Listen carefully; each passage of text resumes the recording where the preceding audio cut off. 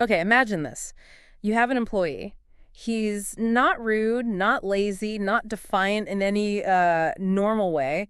He just prefers not to. Yeah, and not just once in a while. Almost always. With this incredibly calm, almost unsettling composure. Right. So what do you even do when the basic rules of how things work, how people interact, just stop? It's such a fundamentally disruptive idea, isn't it? It really makes you question everything about work, responsibility, just everyday interaction. And that's exactly the strange, fascinating territory we're getting into today. We're diving deep into Herman Melville's novella from 1853, Bartleby the Scrivener, A Story of Wall Street. Yeah, and our mission here isn't just to recap the plot. We really want to unpack this story because it feels strangely relevant still. We'll look at the characters, the setting, but especially the massive enigma that is Bartleby himself. What does it all tell us about, human nature, compassion, the pressures of work, maybe even our own fears about loneliness or meaninglessness? Exactly. We're digging for those insights, those aha moments that tend to stick with you from this story. So let's start by setting the scene.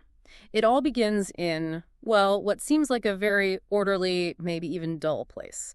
A Wall Street law office. Run by our narrator. He's an elderly lawyer, not particularly ambitious. He tells us he spent 30 years around law copyists, scriveners. And his whole philosophy seems to be the easiest way of life is the best. He's all about prudence and method. Runs a nice, quiet business dealing with rich man's bonds and mortgages and title deeds. Very secure, very predictable. Or so he thinks. And the office itself sounds a bit confined, doesn't it? The windows. Oh, definitely. He describes one looking out onto a white wall inside a light shaft. The other window. It faces a tall brick wall, black with age, just 10 feet away. So literal walls closing him in. That feels significant. It really does. It sets up this feeling of enclosure, limited horizons right from the start, kind of foreshadows the psychological boxes everyone gets put into later. And there's that little detail about his past, too. He used to be a master in chancery, which sounds important. Yes, a significant legal post. But it was suddenly abrogated, ended abruptly. He lost out on the expected long-term profits. So this man who craves stability has actually faced his own unexpected disruption. Interesting. It is. It adds a layer to his character, maybe explains some of his desire for the easiest way now. Okay, so before Bartleby even shows up, the office isn't exactly empty. He's got this existing staff. Quite a collection of characters. Yeah. Grumpy geniuses is how he puts it, I think. They're not just staff. They're like little studies in workplace eccentricity. First up is Turkey. He's, what, 60-ish?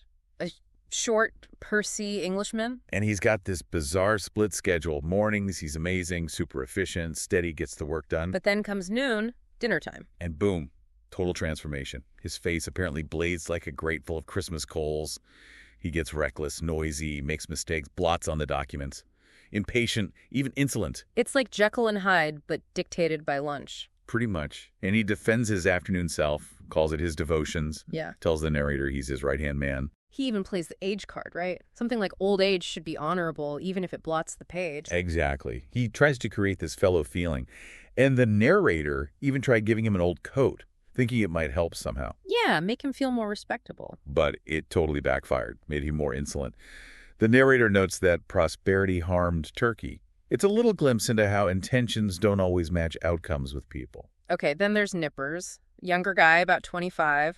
Looks rather piratical, apparently. And he's ruled by what the narrator calls two evil powers, ambition and indigestion. The ambition part he hates just copying. Wants to draft documents himself. He's also sort of a wannabe politician, does side gigs at the justices' courts, has these shady visitors he calls clients. And the indigestion? That makes him irritable, nervous, grinding his teeth, hissing curses under his breath. And always fiddling with his desk height, trying to adjust it with bits of wood, paper, whatever, constantly uncomfortable. It's a very specific, kind of relatable human flaw, just amplified. But crucially, it's still within the realm of understandable office problems. And the genius part is how their dysfunctions mesh, right? Nippers is mainly irritable in the morning. While Turkey is great in the morning, then in the afternoon, Nippers calms down. Just as Turkey goes off the rails, the narrator says, their fits relieved each other like guards. It's quite the system he's got going. Yeah. What does this whole setup tell us about the office before Bartleby? Well, it's definitely eccentric, but it's a known quantity. The chaos is predictable. manageable, Yeah, even. exactly. The narrator understands these guys, their patterns, their very human flaws. They operate within his world, his rules, even when they're being difficult. It establishes a baseline of normalcy, however quirky. Which makes what comes next so much more jarring. Precisely. And we can't forget Ginger Nut, the office kid. Right, the 12-year-old errand boy, apprentice, cleaner, all for $1 a week. Son of a Carmen. Gets his nickname because he's always running out to buy those spicy ginger nut cakes for Turkey and Nippers. Yeah, there's even that funny little anecdote where Turkey uses a damp ginger nut as a makeshift seal on a mortgage document. So yeah, it's a functioning, if slightly odd, ecosystem, stable in its own way. Until it isn't. So the narrator gets busier, maybe because of that Master in Chancery role ending. He needs more help. He puts out an ad. And in walks Bartleby, described as a motionless young man, just appears. Pallidly neat, pitiably respectable, incurably forlorn. Wow. Even the description feels off, different from the others. Forlorn. It sets him apart immediately. There's a passivity, a lack of definition almost. And where does the narrator put him? In a corner, near the narrator's own desk, but sort of partitioned off. Near a window that, again, has no real view, just lets in light. And then the narrator puts up a high green folding screen. Isolating him further, visually cutting him off. Yeah, it's a powerful symbol right away. Physical separation mirroring the emotional and psychological distance that defines him. But at first, he works like crazy, right? Oh, astonishingly so. Yeah. Copies vast amounts, day and night. The narrator says he gorged himself on documents. A model employee in terms of output. But how does he do it? Silently, palely, mechanically. That's the key.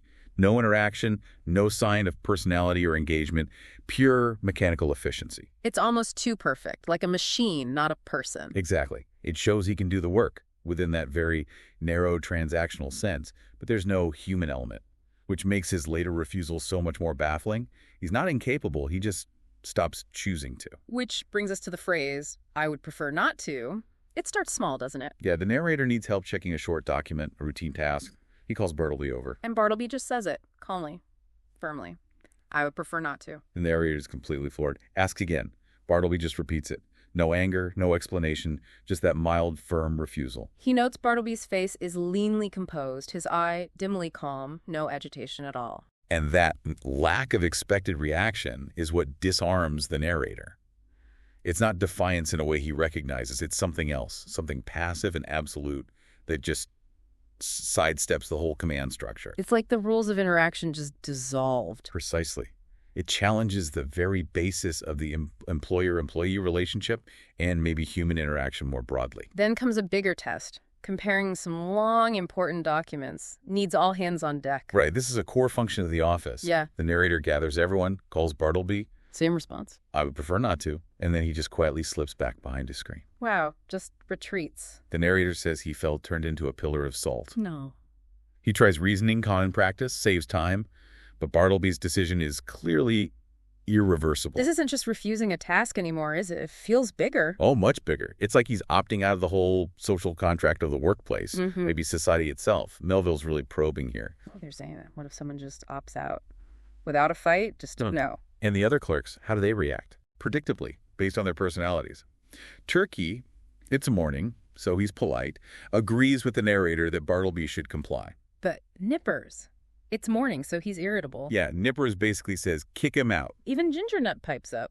Yeah, the kid says, I think, sir, he's a little loony, which kind of sums up how Bartleby defies all their existing categories for odd behavior. He's beyond eccentric. Yeah. He's something else. And the narrator's response. He decides to postpone the consideration of this dilemma. Puts it off. Back to the easiest way, maybe. Avoid the confrontation. Seems like it. Leaves Turkey and Nippers grumbling, doing the work themselves. It's his first attempt to manage this completely unmanageable situation, and it's basically avoidance. So Bartleby just keeps being there. And his habits get even stranger. He becomes this perpetual sentry. Yeah, the narrator realizes Bartleby never leaves the office, never goes out for dinner, nothing. The only sustenance seems to be ginger nuts, delivered by Ginger Nut around 11 a.m. That's all anyone sees him consume. It just deepens the mystery. He's not just working there, he seems to be existing there, but stripped down to the absolute bare minimum, withdrawing further and further. He's less an employee, more like furniture, a fixture. Unsettling fixture, yeah. and the narrator's feelings keep swinging back and forth. Right, sometimes he tries to be charitable, thinks Bartleby is harmless, maybe his oddness is involuntary. He gets a little satisfaction from tolerating him, sees it as a virtue. But you can feel the irritation simmering underneath. Bartleby's passivity really gets under his skin.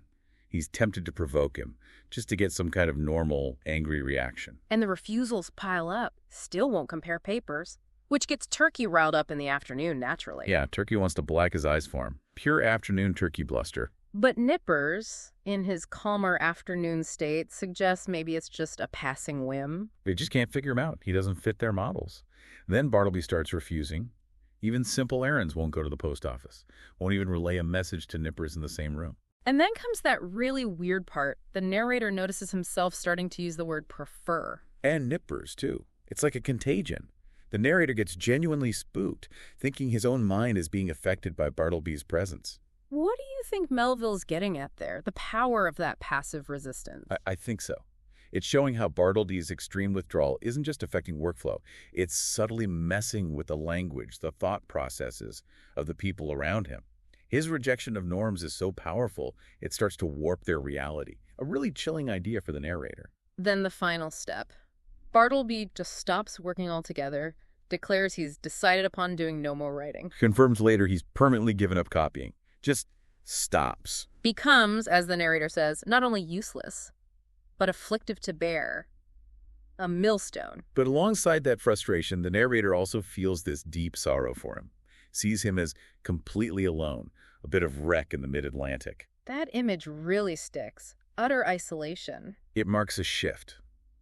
The annoyance is still there, but it's mixed with this profound pity for Bartleby's condition. Which leads us to this whole theme of benevolence versus professional pressure. The narrator has to do something for the sake of the business. Right. He finally gives Bartleby an ultimatum. Leave the office in 6 days. He even offers money, help finding somewhere else. And Bartleby's response? You guessed it.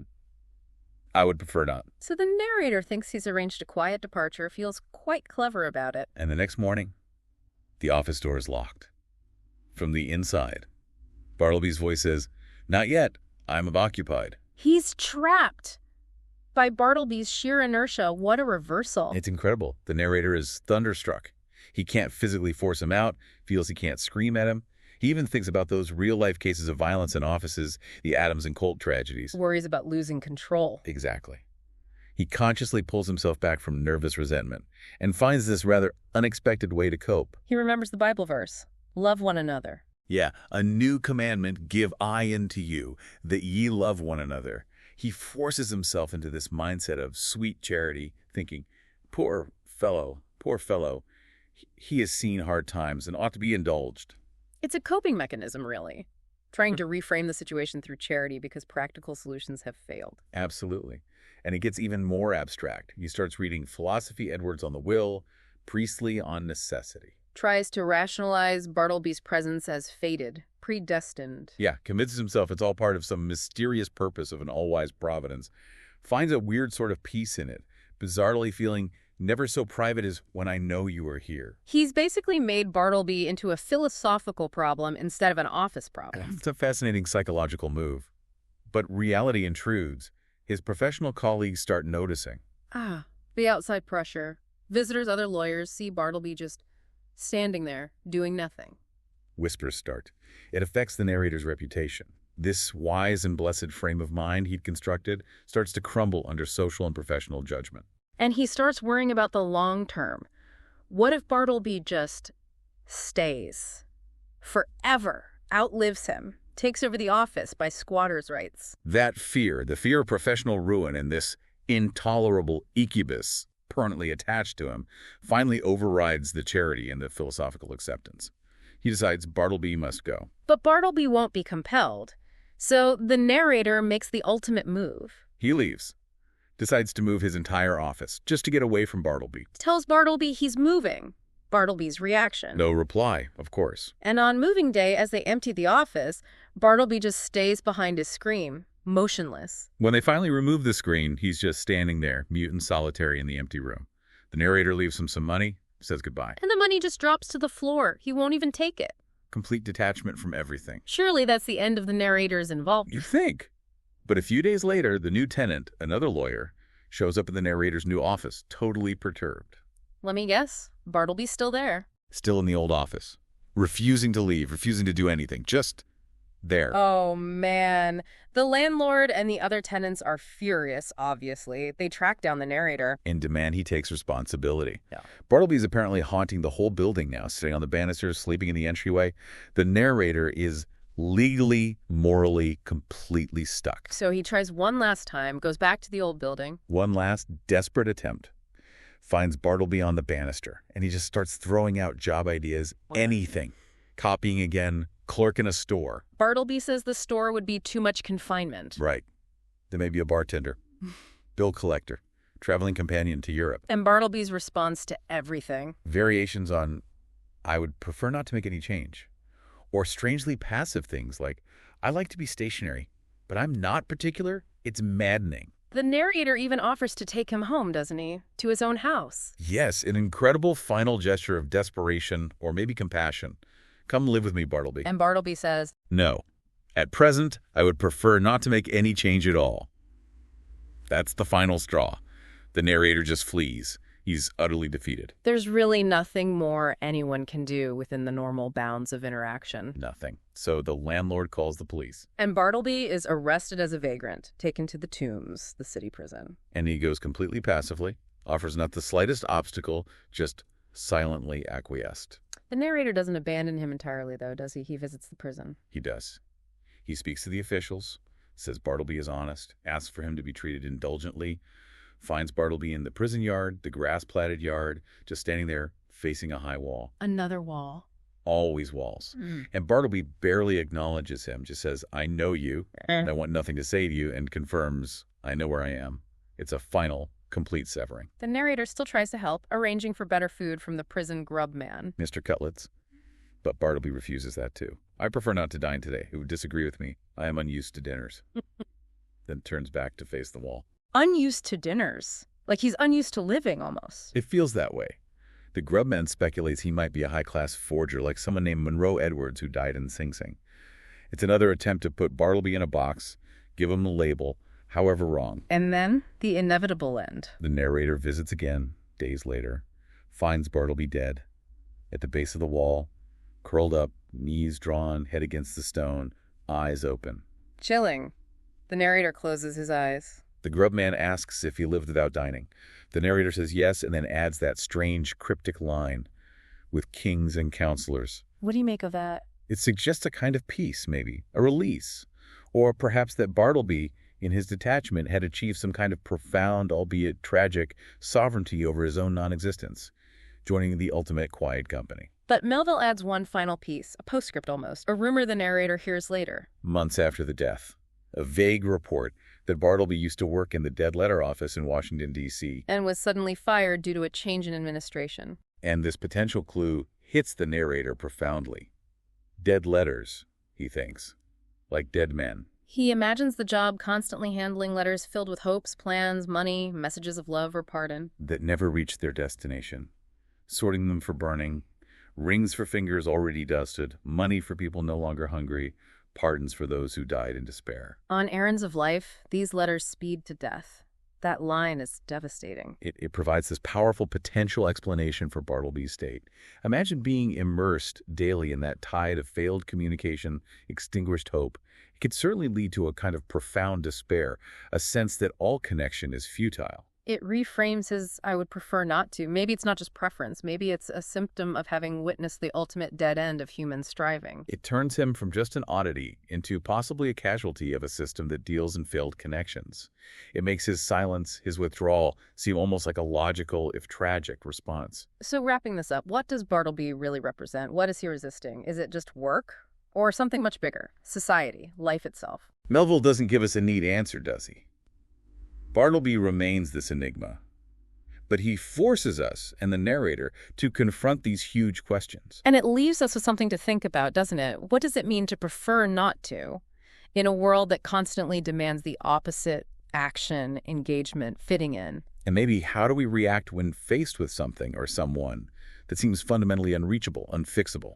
How does our compassion hold up? Does it curdle into frustration or force us into some kind of uncomfortable philosophical space like the narrator? Does Bartleby touch on some fear we have about meaninglessness or isolation? Definitely questions that linger. Ah, Bartleby, ah, humanity, as the narrator concludes, something to mull over.